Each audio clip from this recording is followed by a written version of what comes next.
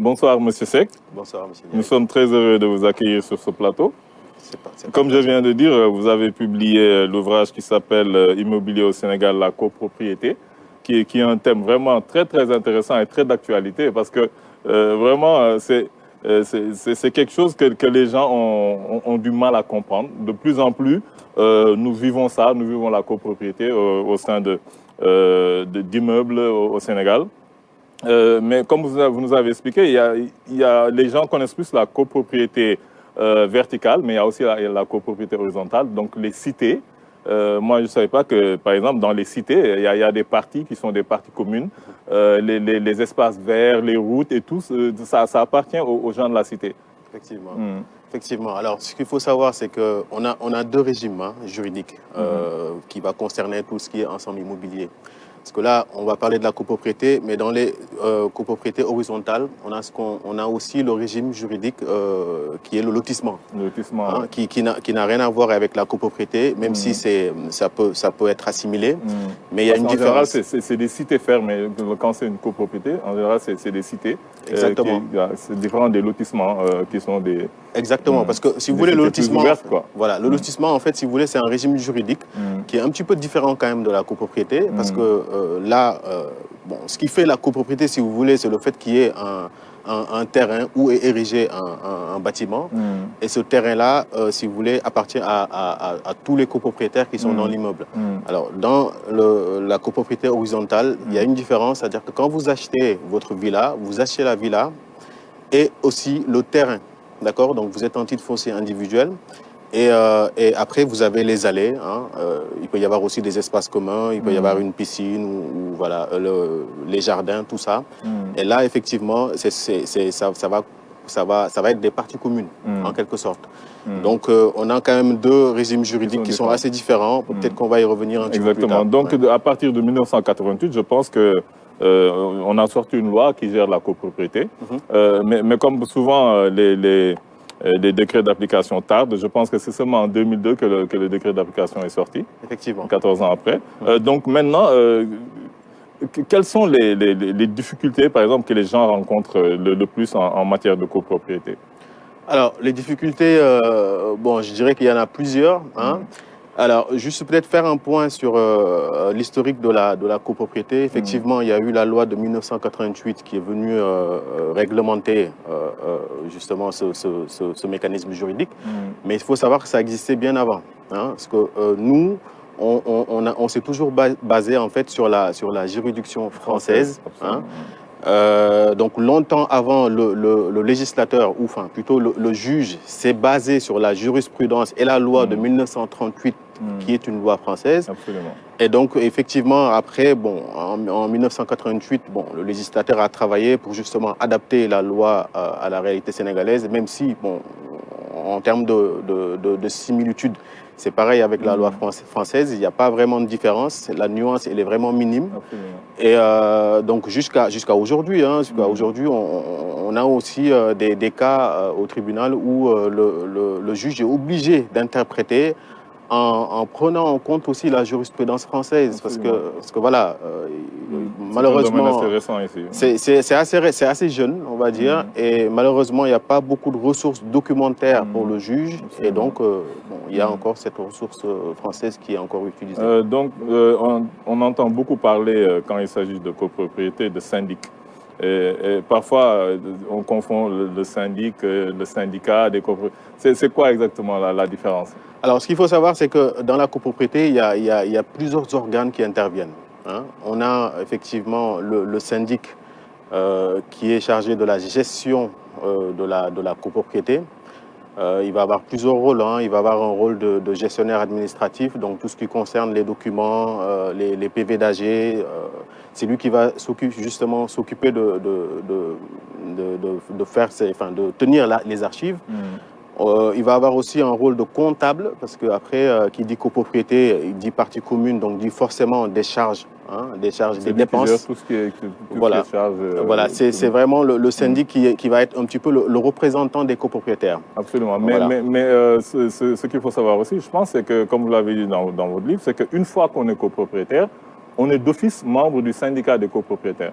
On n'a même pas besoin de s'inscrire, on est d'office membre du syndicat des copropriétaires. Alors ça c'est par défaut, et effectivement c'est une question qui revient souvent, et moi j'ai souvent le cas hein, des gens qui bon, c'est avec un petit peu de méconnaissance du régime, qui disent qu'ils ne font pas partie de la copropriété, donc ils ne vont pas cotiser, ou bon, ça arrive. Mais effectivement, ce qu'il faut savoir, c'est que c'est un régime qui est quand même très bien cadré. Et à partir du moment où la copropriété existe, bah, dès qu'on est copropriétaire, par défaut, on adhère en fait au syndicat des copropriétaires. Et le syndicat des copropriétaires, si vous voulez, c'est l'ensemble des propriétaires qui ont acquis leur appartement ou leur villa dans l'ensemble, qui vont... Comme le livre est très didactique, c'est un peu comme une sorte de manuel. J'aimerais que vous nous expliquiez, pour par exemple, tous les copropriétaires qui nous regardent, parce qu'il y en a beaucoup maintenant de plus en plus, comment ça se passe du début, c'est-à-dire du syndicat des copropriétaires au bureau syndical, je ne sais pas comment on l'appelle, le conseil syndical, et après le syndic. C'est quoi toutes ces strates-là, c'est quoi les différences Alors, bon, déjà, je pense qu'il faut faire un point sur l'aspect partie commune, partie privative. Alors, une copropriété, c'est constitué de parties privatives et de parties communes. Vous achetez votre appartement, ce que vous avez acquis, c'est-à-dire l'intérieur de votre appartement, ça on sait que voilà, c'est du privatif. C'est du privatif, c'est votre lot privatif. Absolument. Donc vous pouvez en jouir comme bon vous semble, bien sûr en respectant le règlement de copropriété. Ensuite, vous avez les parties communes. Les parties communes, ça va être les allées, les couloirs, les escaliers, et même le terrain, et aussi les grosses œuvres. Hein. Souvent, ça on ne le sait pas, mais c'est important, c'est les grosses œuvres. Et donc ça, c'est les parties communes. Ces parties communes-là vont générer des dépenses, hein, parce qu'il faut bien entretenir les équipements collectifs. Ça peut être des ascenseurs, ça peut être une piscine, ça peut être pour pouvoir payer les femmes de ménage ou encore même les frais de syndic. Et donc, c'est le syndicat des copropriétaires, justement, qui va se partager en quelque sorte tous ces frais-là. Et le syndicat des copropriétaires, je le disais tantôt, c'est l'ensemble des copropriétaires.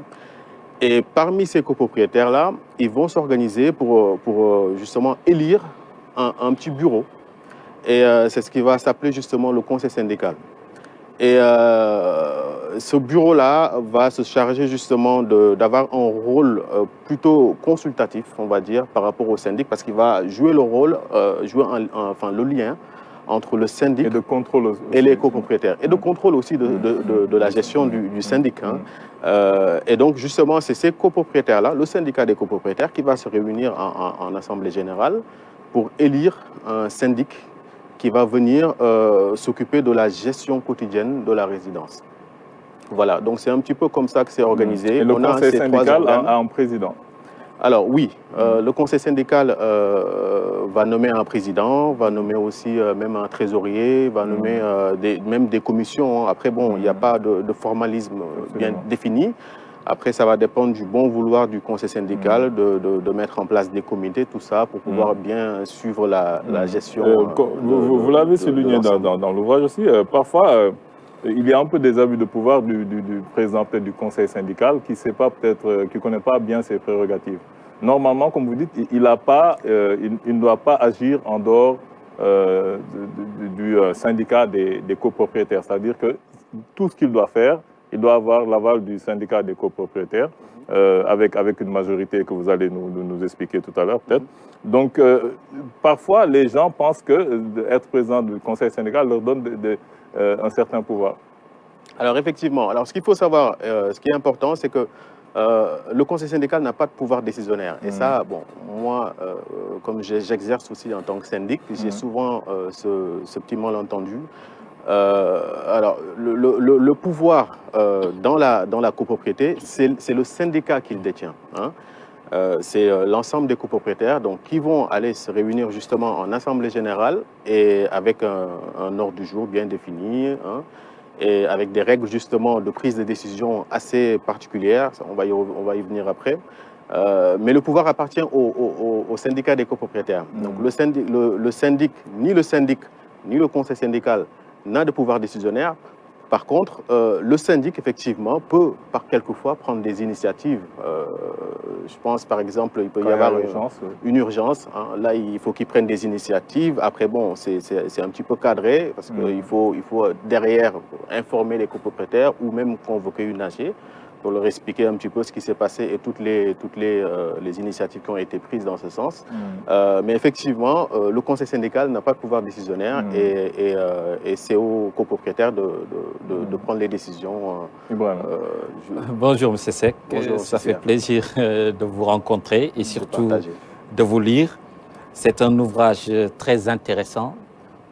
On sent le sérieux qu'il y a autour de l'écriture et l'expérience que vous avez eue dans le domaine de la gestion de patrimoine sur ces sujets-là. Ça apparaît à travers l'écriture, à travers l'ouvrage. C'est excellemment bien écrit. C'est un ouvrage, comme Alioune l'a dit, qui s'intéresse peut-être aux professionnels qui travaillent de manière générale autour de l'immobilier, etc. Et ça peut aussi servir aux étudiants, aux notaires, à beaucoup de personnes. Je pense que c'est pour cette raison que vous avez écrit cet ouvrage. Et aux propriétaires eux-mêmes. Et aux propriétaires eux-mêmes qui ignorent peut-être quelquefois le régime juridique.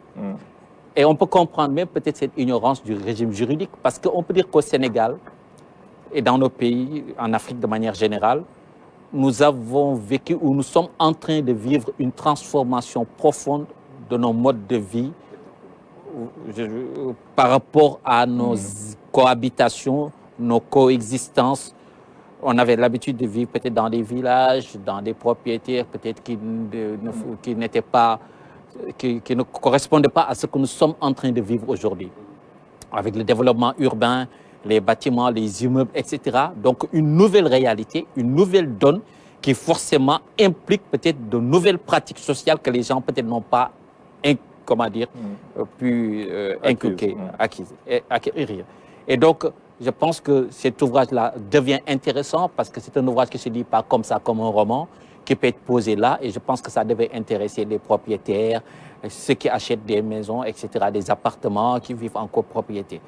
Et donc, pour cette raison, cet ouvrage est très intéressant. Avant d'aller plus loin, tout à l'heure, je vous disais, mais on dirait l'ouvrage d'un homme politique qui s'engage et qui fait sa promotion. Souvent, quand je vois des auteurs qui mettent leurs photos en couverture, je dis, mais pourquoi ? Et bon, ça c'est la parenthèse. Alors, mais peut-être vous avez une explication. Bon, c'est vrai que justement la couverture c'est toute une aventure, hein, parce que moi après c'est ma femme qui m'a aidé justement à le faire. Elle travaille dans la communication. On comprend si c'est votre femme voilà. Là on comprend le culte de la personne. Bon, effectivement, qui a été très présente justement lors de la rédaction. Le produit Alioune Seck est bien vendu en couverture. Bon, la copropriété, il faut lire pour comprendre. Peut-être ça va insister. En tout cas, le produit est bien vendu. Vous savez, parfois, bon, on n'a pas notre mot à dire. Hein, les femmes ont toujours raison. Donc, en tout cas. Mais c'est intéressant parce que vous abordez vraiment des choses très intéressantes. Et ça pourquoi la copropriété devient intéressante, en tout cas, parce qu'on est obligé de passer et de comprendre ce régime juridique. En France, aux États-Unis, dans les pays développés, on peut se rendre compte que les gens ont l'habitude de voir, quand vous rentrez dans un immeuble, vous voyez tel syndic convoque réunion tel jour, les charges, les parties communes, les parties privatives, on va dire, etc., etc. Dans nos pays, on n'a pas l'habitude de vivre comme ça. Je ne sais pas dans combien d'immeubles au Sénégal, et plus particulièrement à Dakar, on pourrait trouver à l'entrée des immeubles des panneaux indicatifs annonçant la réunion du syndic ou annonçant telle charge qu'il faut prendre en compte, etc. Parce qu'ils ont plus de syndics bénévoles, comme on peut expliquer. Peut-être que dans les pays et peut-être ici, on a plus affaire à des associations. Le syndic est dans l'immeuble même. C'est vrai que parfois c'est lié quand même à une méconnaissance. Hein, moi au début, je me rappelle, j'étais venu de passage parce que moi j'ai fait mes études en France. J'étais venu en vacances et j'ai vu effectivement qu'il y avait un boom immobilier, quoi. Enfin, boom en tout cas de la copropriété. Et je me suis renseigné, ça m'a intéressé d'aller voir un petit peu comment c'est organisé. Est-ce qu'il y avait un syndic? Est-ce qu'il y avait un régime qui existait justement pour cadrer tout ça. Et à ma grande surprise, effectivement, les gens ne connaissaient pas. Ne connaissaient ni la copropriété, parfois même qu'ils ne connaissaient pas l'existence même du syndic. Des fois, quand je parlais de syndic, on me demandait c'était par rapport à quelle entreprise, parce qu'on pensait tout de suite au syndicat professionnel. Mais effectivement, par contre, il y a quand même un changement qui est en train de se passer. Les gens sont en train de se rendre compte effectivement de l'utilité de la maintenance justement de cet immeuble parce que c'est quand même un patrimoine. Absolument. Et un patrimoine, ça s'entretient. Hein. Et donc justement, le syndic joue le rôle de gestionnaire de patrimoine dans ce sens-là et c'est utile, Vous avez énuméré un problème, le problème de maintenance, mais il y a d'autres problèmes, des difficultés qui sont liées à cette cohabitation. Vous l'avez mentionné dans les annexes. J'ai trouvé aussi les annexes que vous avez introduites, la loi, tout ça. Ça fait vraiment travail universel. Vous donnez vos sources. Vous dites que les points abordés souvent dans les conseils syndic, on va dire, du syndic, les incivilités interdites, les véhicules garés sur les allées, les mégots de cigarettes jetés par la fenêtre, les gravats, tout cela intéresse. Les ascenseurs. Et là, vous mettez le doigt sur quelque chose qui préoccupe tout le monde. Parce que cohabiter, c'est difficile. Et il y a des gens, il est difficile de cohabiter avec des gens qui fument, qui jettent, qui préparent à manger à 23 h, qui utilisent le mortier pour préparer, etc. Et tout cela, vous voulez, pose des problèmes de cohabitation, de coexistence. Effectivement. Alors, bon, ce n'est pas quand même un phénomène qui est inédit au Sénégal. Hein. Moi, j'ai eu l'opportunité peut-être de faire du syndic en France. On rencontre à peu près les mêmes problématiques. Hein. Donc ça, c'est important à savoir. Maintenant, effectivement, il y a heureusement certaines problématiques qui sont bien bornées déjà par la loi. Des problèmes d'incivilité, ça peut être des problèmes liés aux nuisances sonores, ça peut être d'autres soucis, hein, dégâts des eaux, parce qu'il y en a un qui avait fait des travaux au-dessus et qui n'a pas pensé à remettre l'étanchéité. C'est des choses qui arrivent. Mais surtout dans ces cas-là, qu'est-ce qu'il faut faire? Parce qu'il y a plusieurs parties qui sont en jeu. Il y a, par exemple, le promoteur lui-même, il y a les copropriétaires, il y a le syndic. En ce moment-là, qui est responsable, par exemple, quand il y a des dégâts qui sont issus c'est-à-dire des travaux, pas par exemple que le propriétaire fasse des travaux, mais même les travaux initiaux sont mal faits, qu'il y ait un peu de travail qui est mal fait, et que le propriétaire, lui, de l'immeuble, par exemple, de l'appartement d'en haut, n'est pas responsable de ce qui se passe. Il y a une fuite dans l'appartement qui est en bas, qui est responsable en ce moment-là.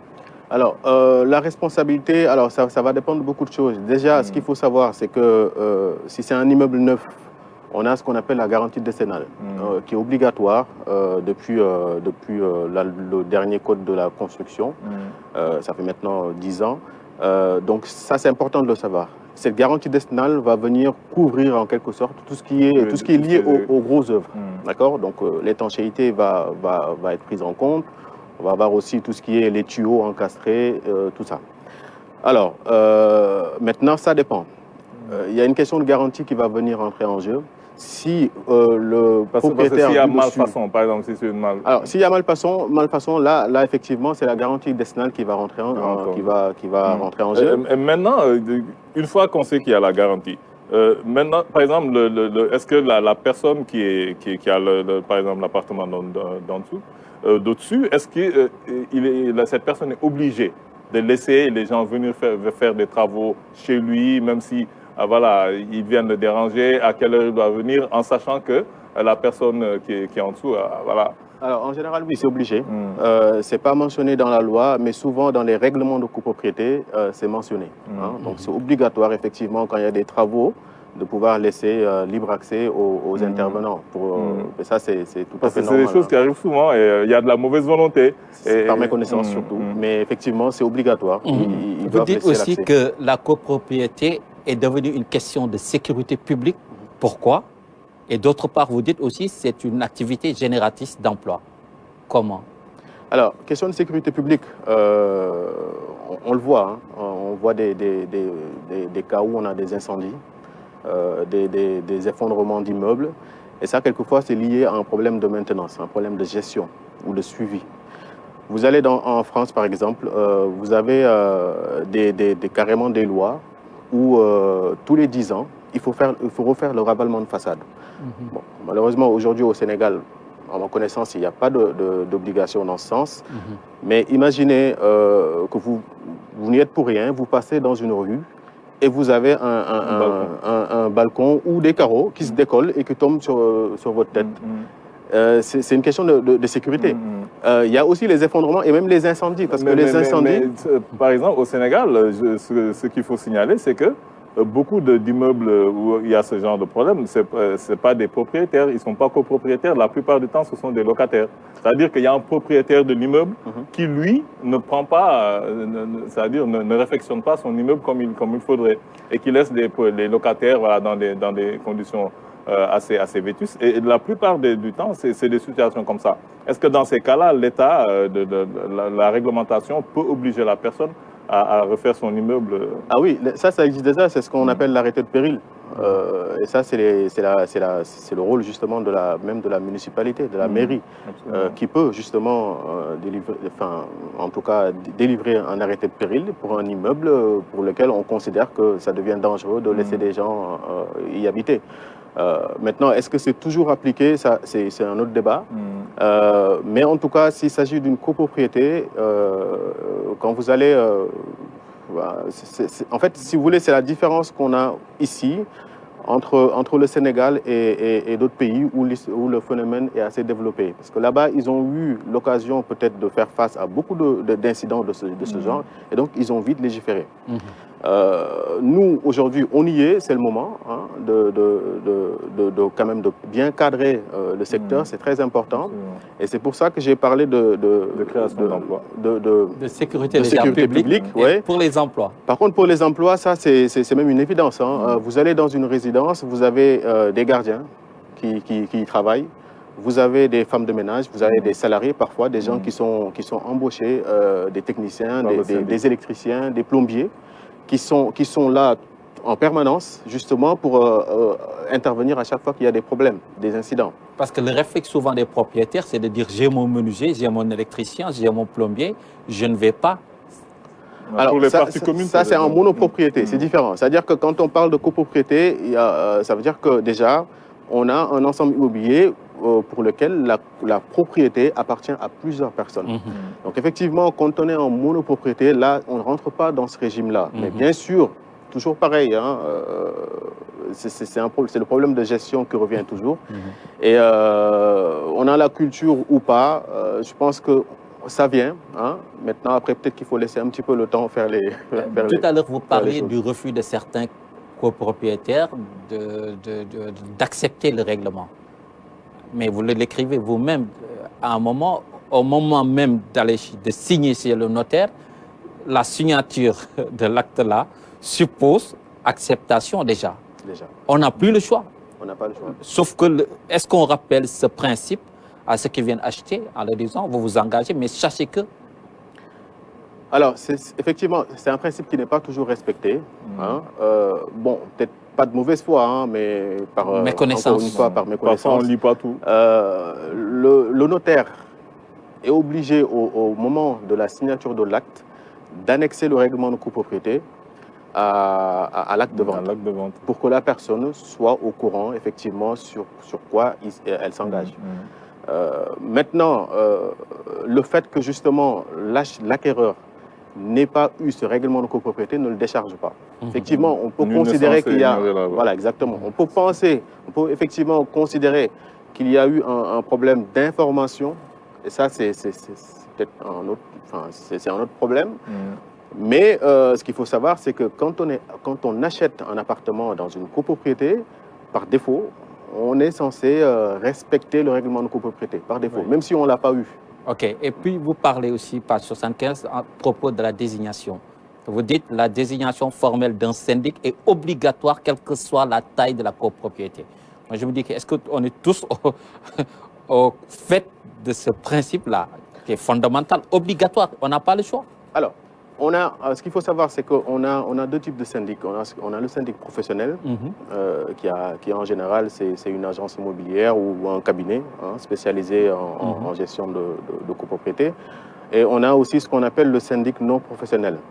Ce syndic non professionnel, c'est ce qui est le... Bon, allez, peut-être, je ne dirais pas plus courant au Sénégal, mais par choix peut-être de la facilité, on va peut-être choisir quelqu'un qu'on connaît, un cousin ou qui va venir s'occuper de la résidence. Mais c'est ce qu'on appelle le syndic bénévole. Bénévole qui ne veut pas forcément dire qu'il n'est pas, que c'est gratuit.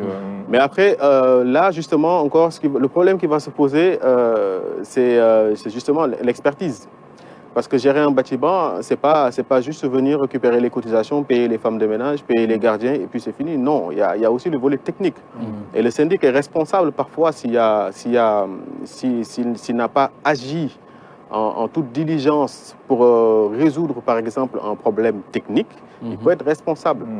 Donc, il y a une responsabilité. Il y a une responsabilité. Et c'est pour ça que d'ailleurs, aujourd'hui, la fonction de syndic, c'est réglementé.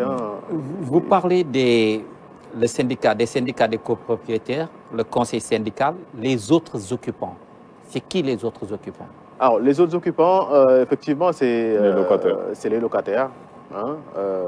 C'est même principalement les locataires parce qu'on est dans une copropriété, effectivement il y a les copropriétaires, tout ça, mais en général on peut avoir une résidence, un immeuble où aucun copropriétaire n'y habite parce qu'ils ont tous acheté en vue d'un investissement locatif.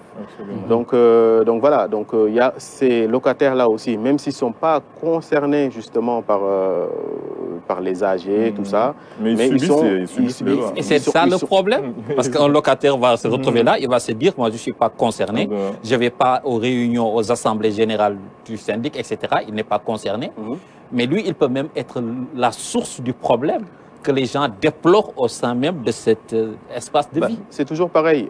Ça aussi, c'est prévu par la loi. En fait, c'est le copropriétaire qui est responsable de tout ce que son locataire peut faire dans l'immeuble. Donc, c'est à la diligence justement du copropriétaire bailleur d'informer le locataire en lui remettant par exemple le règlement de copropriété ou le règlement de l'intérieur en lui disant que voilà, ici ça fonctionne comme ça, à telle heure les bruits sont interdits, on interdit d'avoir des animaux dans l'appartement, tout ça. Ça c'est à la diligence du propriétaire. Donc c'est lui le responsable. Il y a un problème délicat aussi que vous abordez, c'est le côté du financement du syndic et surtout ce que vous appelez les tantièmes.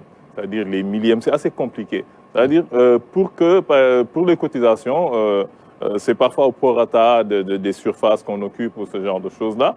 Mais il y a beaucoup de copropriétaires qui se plaignent parfois, qui disent qu'ils n'ont pas à payer plus que les autres, étant donné que, je veux dire, la taille de l'appartement ne fait pas partie des surfaces communes. Parce que parfois on dit que oui, votre appartement est plus grand, vous payez plus, mais ce qu'on doit partager, c'est justement les parties communes qui sont un peu les mêmes pour tout le monde. Oui, bon, alors c'est toujours pareil. Ça, c'est un point aussi qui est traité aussi au niveau du règlement de copropriété. Donc, par défaut, on peut pas le nier.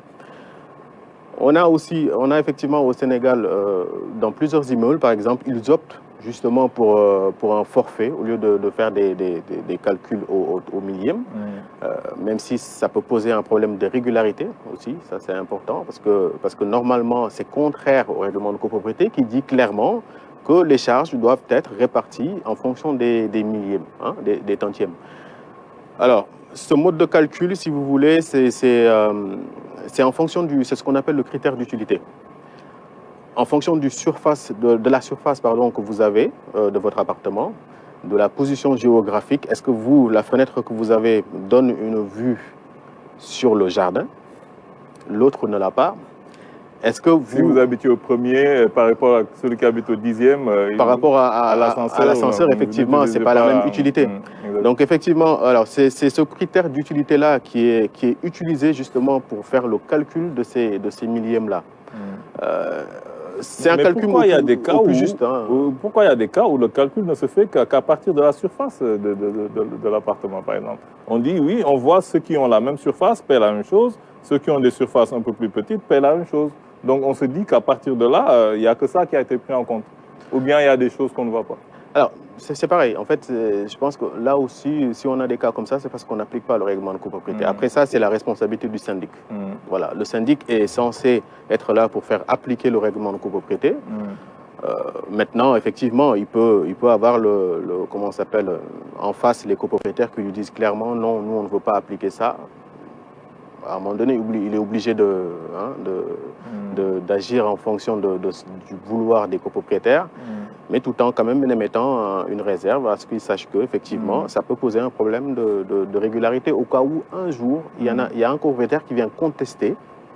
Je pense par exemple à quelqu'un qui doit beaucoup d'argent, qui doit plusieurs mois d'arriérés, et un beau jour, on va au tribunal parce qu'il a été assigné justement pour payer. Ben, il peut venir contester justement cette répartition. Ça, c'est prévu par la loi. Donc, c'est pour ça que, et ça, c'est un message justement que je lance à tous les copropriétaires. C'est important de bien appliquer le règlement de copropriété. Nous, on a coutume au Sénégal de vouloir toujours discuter, de se dire non, on va négocier, il n'y a pas de problème. C'est bien beau, mais il ne faut pas oublier que la loi est souvent là pour quand il y aura des problèmes. Absolument. Et c'est quand il y a des problèmes, et justement, le juge, lui, il ne sait pas ce qui a été décidé. Lui, il va venir appliquer la loi et puis voir ce qui a été prévu sur le règlement de copropriété. Et c'est là où ça va poser un déblocage. Juste pour terminer, par rapport à votre expérience, quels sont les problèmes qu'on rencontre le plus souvent? Vous avez parlé tout à l'heure du conseil syndical. Est-ce qu'il y a parfois un blocage du conseil syndical qui fait que les syndics ne peuvent pas vraiment travailler comme ils le voudraient? Ah ben effectivement, ça il y en a même très souvent, parce que ça rejoint d'ailleurs ce qu'on disait tout à l'heure, c'est que ce qu'il faut savoir, c'est que le conseil syndical n'a pas le droit d'agir, n'a pas de pouvoir décisionnaire, il n'a pas le droit de poser des actes dans la résidence. Ça appartient au syndic. Il peut engager même sa responsabilité en fait, en tant que conseil syndical, ou même en tant que membre du conseil syndical, parce que le conseil en tant que tel n'a pas de personnalité morale. Donc c'est le président lui-même qui va avoir des problèmes, par exemple. Effectivement, et ça malheureusement c'est très méconnu, mais il faut faire très attention là-dessus, effectivement. Est-ce qu'il peut arriver que le syndic soit confronté à des problèmes de finances? Je vous ai vu à un moment écrire que quand l'argent va, tout va. Quand les finances vont bien, tout va bien. Effectivement. Alors oui, ça arrive très souvent. Ça, c'est même récurrent. C'est récurrent, effectivement. Bon, heureusement, ce n'est pas dans tous les immeubles, mais on a... C'est des problèmes de recouvrement, en fait. Oui, on a parfois des gens qui parfois, peut-être même de bonne foi, ont effectivement du mal à payer. Ça arrive. Maintenant, on peut mettre en place des échéanciers, tout ça. Et ça peut bloquer l'activité du syndic, quelque part. Oui, ça peut poser des problèmes de trésorerie, effectivement, parce que le syndic, en fait, il gère aussi tout ce qui est facture d'électricité des parties communes, du compteur général, et le plus important aussi, du compteur général de la SEN'EAU, de l'eau. Et ce qu'il faut savoir, ce compteur, par exemple, d'eau générale, c'est là où les compteurs divisionnaires individuels vont venir puiser pour pouvoir avoir eux aussi leur facture. Donc ça veut dire que si ce compteur est bloqué, il n'y a plus personne qui a de l'eau. Même si vous avez payé votre facture, vous n'aurez pas d'eau. Voilà. Et ça, c'est le principe justement de la solidarité en matière de copropriété. Vous n'avez pas d'eau. Et ça, effectivement, parfois, ça pose des problèmes. En tout cas, voilà, c'est un ouvrage vraiment très, très intéressant. C'est vrai que de plus en plus, il faut apprendre à vivre ensemble. Parce que parfois, les gens ils se disent j'ai acheté ma maison, donc je fais ce que je veux. Et ils oublient qu'ils n'ont acheté que leur appartement, ils n'ont pas acheté tout l'immeuble. Il y a une différence entre acheter tout l'immeuble et acheter un appartement. Ouais. Donc, voilà. Et surtout, bon, ce qui est important aussi à préciser, c'est que même si parfois on a des gens qui sont de mauvaise foi, qui ne veulent pas forcément payer ou ce genre de choses, il faut savoir que l'argent sera toujours payé. Parce que ça aussi c'est pareil, j'en ai parlé dans mon livre, il y a aussi des mécanismes qui ont été mis en place par les textes. Si vous payez pas, ça peut aller jusqu'à la saisie immobilière. Donc là aussi, prudence. Je pense que ce qui fait un peu la complexité de la copropriété, c'est qu'on est à cheval par rapport à plusieurs branches du droit. Droit de l'immobilier, droit de l'urbanisme, droit de la famille peut-être à un moment. Ah oui. Comment on sent? C'est ça, je pense, la difficulté. Ça devient un dénominateur commun là qui appelle plusieurs. Ah oui, bah après ça, ça va être le rôle du syndic, toujours pareil. Le syndic, en fait, si vous voulez, c'est un peu comme le médecin généraliste du bâtiment. Aujourd'hui, vous tombez, vous avez une enflure au niveau de la jambe, vous pouvez aller voir votre médecin généraliste qui, à un moment donné, peut vous diagnostiquer peut-être un remède, quelque chose, des médicaments. Mais derrière, va peut-être à un moment donné, si c'est très profond, vous orienter vers un spécialiste. Absolument. Alors le syndic, c'est pareil. C'est quelqu'un qui doit justement avoir tout ce bagage technique-là et technico-juridique pour pouvoir assurer la maintenance de l'immeuble. Mais voilà, c'est des points qui sont importants à savoir. Donc, ne peut pas faire syndic qui veut. Absolument. En tout cas, nous avons été très heureux de vous accueillir sur ce plateau. Je rappelle que vous publiez l'ouvrage Immobilier au Sénégal, la copropriété, qui est préfacé par Maître Zeytoun. Monsieur Alioune Seck, nous avons été très heureux de vous accueillir. Nous souhaitons une bonne continuation. En tout cas, merci beaucoup pour l'invitation. Merci.